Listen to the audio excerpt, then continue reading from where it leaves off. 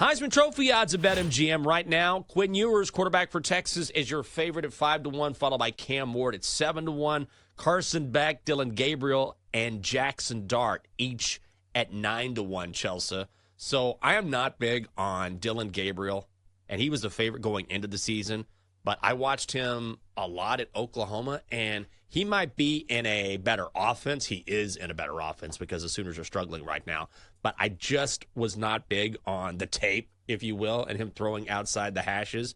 I'm big on Quinn, obviously. Cam Ward has a huge chance. And honestly, I think this might come down.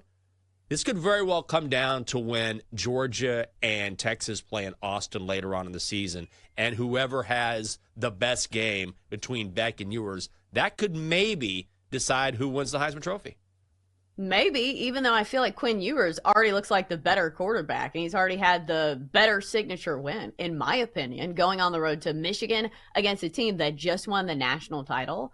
We know they lost a lot of players, but still, that was a big-time win early on in the year. So, Jenks, let me ask you this, because let's not bury the lead here. We know you're a Texas fan.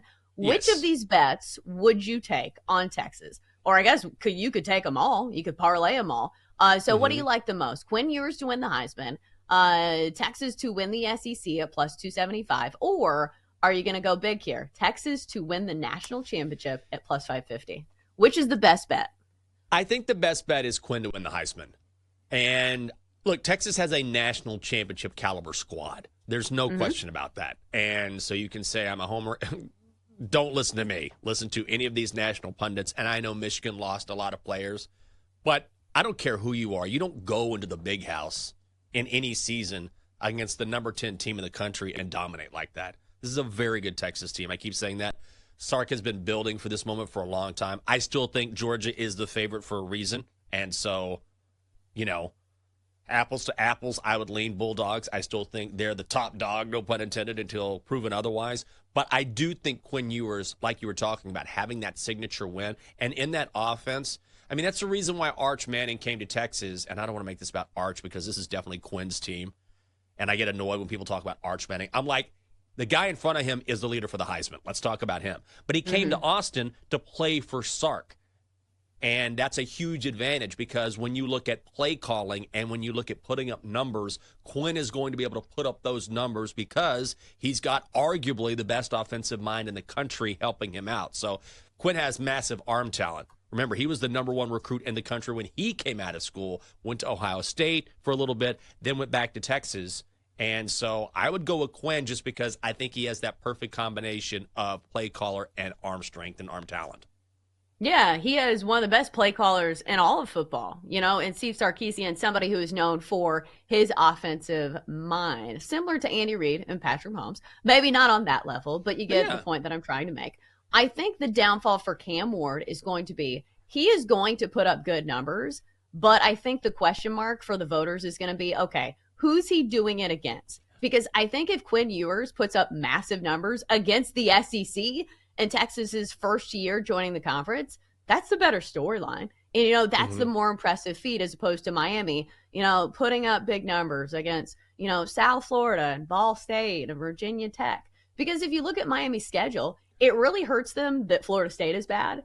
And there's just not that much competition in the ACC. I don't think they even play Clemson this year. So I think it's going to be tough sledding for Cam Ward if Quinn Ewers keeps putting up these type of numbers.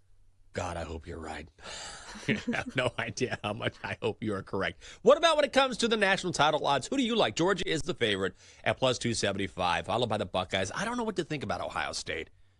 They're right there every year, and Ryan Day has gotten a lot of criticism because he, A, hasn't beaten Michigan, but B, hasn't been able to sort of get over the hump. Maybe that's unfair, but they're plus 375. Texas is plus 550. Then Oregon and Bama, 11-1. And Ole Miss at 14-1. Anything there stand out to you that you like? I feel like it's the favorites or bust here. And I know I've made this case before that the larger the playoff field is, the more parity there will be. But so far, I know we're only 2 games into the season. don't these three teams look head and shoulders above everybody else? Like even Yes. Oregon, I think they didn't cover a number. Alabama didn't cover against South Florida. And I know that's not what goes into it as well. And some of these teams can certainly get better. My preseason pick was Alabama simply because I think there's a lot of value there. Still a ton of talent. I think Jalen Milroe is still very much a threat at quarterback. But Jenks, for me, it's Georgia, Ohio State, or Texas. Do you think this is a market where the favorite could be the play? Or one of the favorites, I should say. Certainly. I think the best two teams in the country are Georgia and Texas. I do. I think what will happen is, look, Texas is going to drop one during the regular season because they have a tough schedule, and they're in the SEC now. That's the way it goes, where they have Oklahoma in Dallas, and Oklahoma is down this year. I don't think Oklahoma is going to have a very good season. They have a lot of injury issues, and Jackson Arnold doesn't look great at quarterback right now. But then after that, then they have to go face Georgia and Austin. So Oklahoma and Georgia in back-to-back weeks is just brutal. Then you got to go to Arkansas and Texas A&M, and the Aggies are middling this season, but they will be out for blood because they're obsessed with Texas. So the Horns are going to drop one along the way. They just will, and Georgia may not. So I think Georgia wins the SEC, and then if Texas is going to have a chance, then it will have to be in the college football playoff if they want to win a title. But I'm not going to fault anyone for taking on Georgia because they've been there. They've done that. They have the best athletes in college football.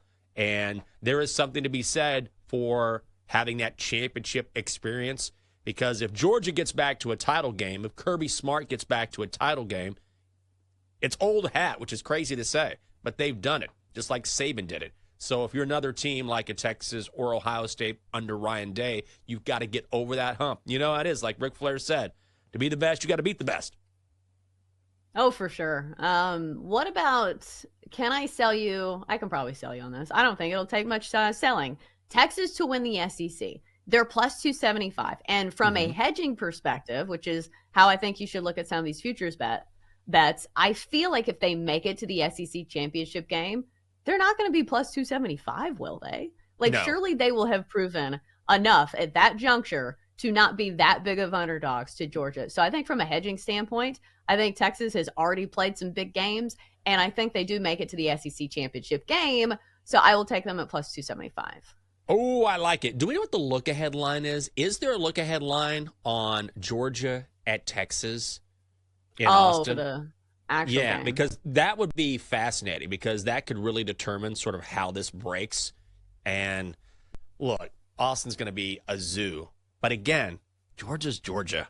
And as much as I am a homer when it comes to Texas, I understand fully how good the Bulldogs are. But I wonder what that line is because that's really going to be the tipping point. Could be the tipping point for the SEC. Could be the tipping point for the Heisman Trophy. I mean, that game in and of itself in a regular season game is going to have a ton of implications for the rest of the season because potentially as it stands right now, and of course this can change, you'd be talking about the number 1 and number 2 team in the country going at it midseason. That will be something to see.